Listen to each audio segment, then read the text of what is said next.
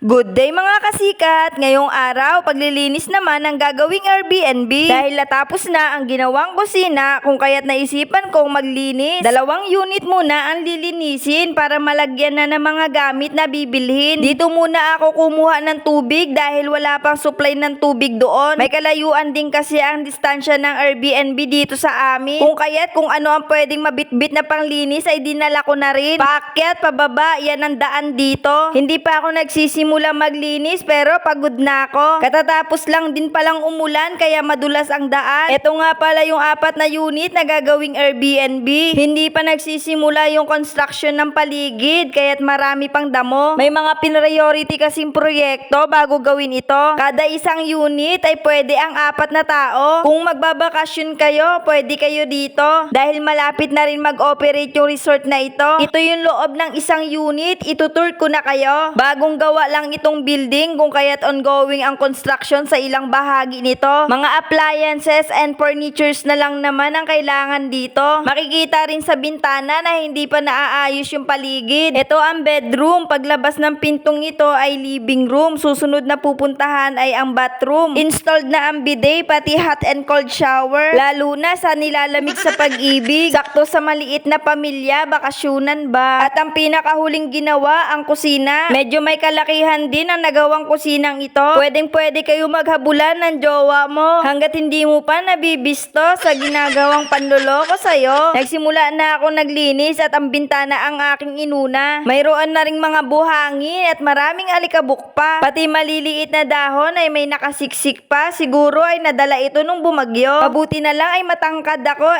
May dala akong hagdan at naaabot ko yung matataas na bahagi ng bintana. Kada unit pala ay may 2 bintana sa bawat kwarto. Makikita mo naman kung bakit ako nagtatagal sa paglilinis ng mga bintanang ito dahil sa kapalang alikabok na nakadikit dito. Ito kasi ang unang beses na malilinis ang unit na ito dahil kapapagawa lang. Inabot din kasi ng taon bago matapos dahil hindi tuloy-tuloy ang construction dahil nagkaroon ng aberya. Pero ganun pa man ay natapos na. Parang pangarap din yan, magkaroon man ng problema ay itutuloy pa rin dahil ang pagsuko, ang resulta ay pagkabigo. Sa buhay, kailangan ng maraming tiyaga at pagsisikap para malapit ka dun sa tinatawag mong pangarap. Dahil yung pangarap ay may hakbang, hindi yung laging nakahiga sa unan. Balik na sa paglilinis, matatapos ko na nga pala itong kwarto kaya minamap ko na lang. Ang isusunod ko naman ay kusina. Winalisan ko muna dahil ang dami ring alikabok kahit saan ay makapal. Yung ibang bahagi kasi ng pagpuputol nila sa ginawang cabinet, dito nila ginawa. Kaya ako ngayon, linis ngayon ng malala. Pati sa baba ng PCB panel na ginamit, ang dami ring dumi. Matapos ko magwalis sa loob, ito naman ang aking sinunod. Ang paglilinis sa dingding dahil ang daming duming nakamarka. May bakat ng kamay, kapalang alikabok ng kahoy at kung ano-ano pa. Ginamitan ko muna ng basang-basahan, baka makuha pa. Andito na ako sa bahaging lababo, ang kintab ng paglinis ko,